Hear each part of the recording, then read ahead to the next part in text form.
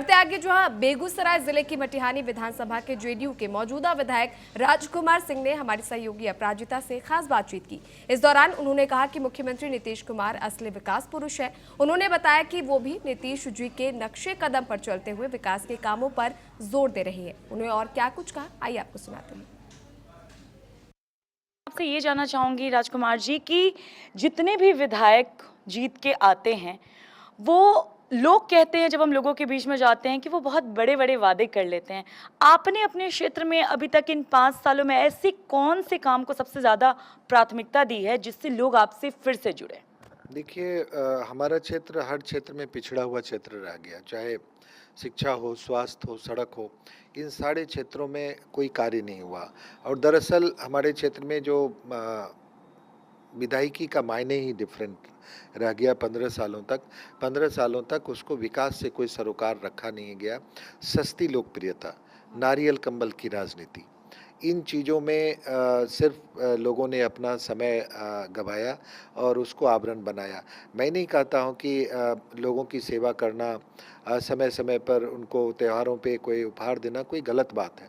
लेकिन सिर्फ़ और सिर्फ़ इसके माध्यम से अपनी राजनीति को संरक्षित करना और शिक्षा, सड़क, स्वास्थ्य, युवाओं के लिए रोज़गार, इन मुद्दों को बिल्कुल दरकिनार कर देना, ये एक सबसे बड़ी बेईमानी मटिहानी के साथ में हुई।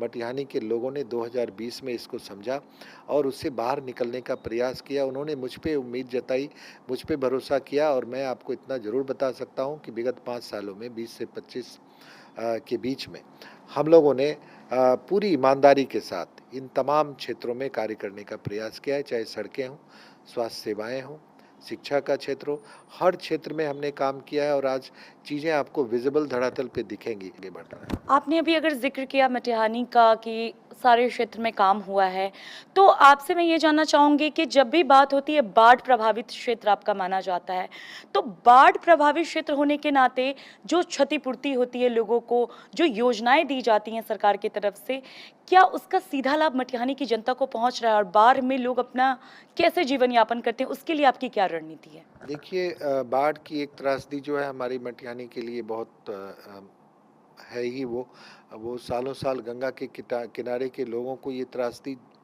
झेलनी पड़ती है और तात्कालिक राहत तो बिहार की सरकार करती ही है। 2020 से जब से मैं आया हूँ, साल दर साल जो तात्कालिक बाढ़ के कारण जो राहत कार्य सरकार के द्वारा होता आया है, उसमें काफ़ी वृद्धि भी हुई है और काफ़ी व्यवस्थित भी हुआ है। इस बाढ़ भी जो कि काफ़ी लंबा खिंच गया, उसमें हम लोगों ने काफ़ी प्रयास सरकार की ओर से किया, चाहे कम्युनिटी किचन हो, पशु सेवा हो, पशु चारे की व्यवस्था हो, स्वास्थ्य सेवाएँ हो, सबको हम लोगों ने पूरी गंभीरता के साथ लिया और उस कार्य को किया। और इस बार कम से कम मुझे लगता है बहुत कम लोगों का कंप्लेन आया बाढ़ के समय में, आपदा की स्थिति में सरकार के द्वारा जो राहत कार्य किया जाता है। लेकिन बाढ़ से अस्थायी निजात दिलाने के लिए की दिशा में भी कार्य होने चाहिए। बाढ़ निरोधक कार्य हम लोगों ने मटिहानी में शुरू करवाया 2021 से लगातार। जो बोल्डर से कार्य निरोधक कार्य करने की एक संस्कृति या कहें कि नीति समाप्त हो गई थी बोल्डर की अनुपलब्धता के कारण, वो हमने फिर से बहाल कराया सरकार को आग्रह करके कि बोल्डर से यदि कटाव निरोधक कार्य किए जाएंगे तो वो ज़्यादा अस्थायी होता है। सरकार ने लगभग 125 करोड़ से ऊपर का बोल्डर से कटाव निरोधक कार्य किया है, खरमपुर से लेके महेंद्रपुर तक।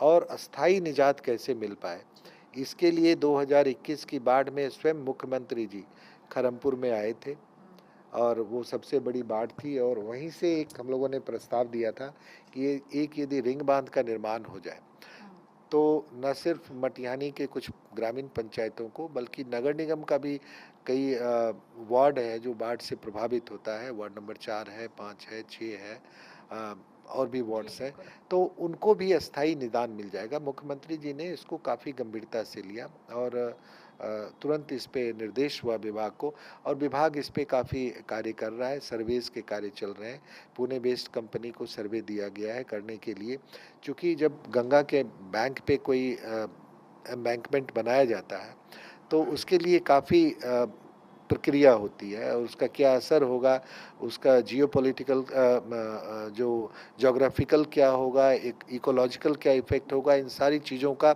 एक अध्ययन करके और उस पे भी काफ़ी हम लोग आगे बढ़े हैं और वो हो रहा है। मुझे पूरी उम्मीद है कि रिंग बांध के निर्माण से लोगों को बाढ़ से भी निजात आने वाले समय में निश्चित रूप से मिलेगा। चलिए, ये तो हो गई विकास की बातें। अब यहाँ पे एक अहम सवाल होगा कि इस वक्त की राजनीति बहुत ज़्यादा दिलचस्प है बिहार में।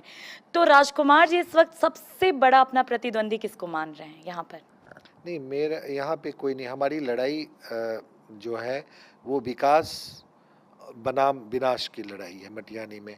एक और मटिहानी के लोगों ने मन बना लिया कि मुझे सिर्फ और सिर्फ विकास और की संस्कृति के साथ चलना है और एक तरफ किसी इस कोई विजनलेस अपोजिशन है, तो कोई लड़ाई नहीं है, लड़ाई कोई भी नहीं है। देखिए, विज़न के साथ एक जहाँ पे कोई विज़न ना हो वो उसकी कोई लड़ाई होती नहीं है। लेकिन लोकतंत्र है, लोकतंत्र में कई लोग आते हैं और सबसे बड़ा जो लड़ाई है हमारे पूरे प्रदेश की भी कि जंगल राज का सफाया जो है खात्मा हमेशा के लिए कर देना है।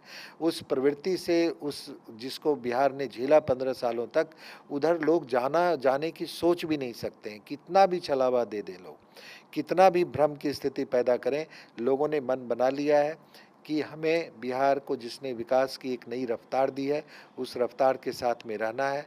जंगल राज की फिर से पुनरावृत्ति भी होने का तो कहीं सवाल ही नहीं पैदा है। लेकिन जंगल राज वाले लोग कभी सोचे भी नहीं कि हमें बिहार की राजनीति में आके बिहार को फिर से अंधकार और दलदल में ले जाना है। तो लोगों का मन बना हुआ है, इसलिए किसी प्रकार का कोई प्रतिद्वंदी नहीं है यहाँ पे। आपने अभी जंगल राज और विजन की अगर बात की है, तो बिहार में जातीय समीकरण किसी से नहीं छुपा हुआ है। हर एक वर्ग जो है अपना कोर वोट बैंक लेकर चलता है। तो जातीय समीकरण को कैसे साधिएगा जो विभाजित है, जिनको पता है लेकिन बावजूद इसके वो इस चीज़ को नकारते हैं जंगल राज की बात को? देखिए, अब लोग वो शिक्षा का इतना सरोकार लोगों का बढ़ा है क्योंकि आदरणीय नीतीश कुमार जी ने कभी जातीय समीकरण के आधार पे विकास का पैमाना नहीं बनाया। हर चीज, चाहे जाति हो, धर्म हो, हर एक जाति के लोगों के लिए एक जैसी व्यवस्था बनाई और सबको उसका पूरा पूरा लाभ मिला। आज आप देख लीजिए कि यदि पेंशन की राशि तिगुनी की गई, लगभग 400 से 1100 की गई, तो उसका लाभ हर एक जाति धर्म के लोगों को मिल रहा है। 125 यूनिट बिजली फ्री हुआ तो वो भी हर एक जाति धर्म के लोगों को मिल रहा है, अगड़ा पिछड़ा कोई भी उसमें वंचित नहीं है। और महिलाओं की कुछ आर्थिक रूप से उनको सशक्त करने के लिए एक उद्यमी योजना के तहत जो प्रोत्साहन दिया जा रहा है, वो भी हर एक जाति धर्म अगड़े पिछड़े सभी पर 2 करोड़ 78 लाख परिवारों की महिलाओं को आगे बढ़ाने का, उनको आर्थिक रूप से प्रोत्साहन देने का कार्य जो किया है वो घोषणा मात्र नहीं है। वो उस प्रोत्साहन लोग का जो है वो लोगों के उसको महसूस हो रहा है। लोगों को वो प्रोत्साहन से काफ़ी महिलाओं में आप जाके देखिए एक अलग ऊर्जा का संचार हुआ है। साथ ही इन्होंने महाजंगल राज की उस दौर को भी याद दिलाया जब महिलाएं घर से निकलने में खौफ खाया करती थी। और इसके साथ ही नीतीश कुमार के स्वास्थ्य पर भी इन्होंने खुलकर टिप्पणी करते हुए कहा कि नीतीश कुमार विकास पुरुष थे, हैं और रहेंगे। फिलहाल जनता के हाथ में है कि वो इस बार किसको जिताकर लाती है, लेकिन इन्होंने सीधे तौर पर एनडीए की सरकार के ऊपर मोहर लगाने की बात की है अगर आपको विकास चाहिए तो।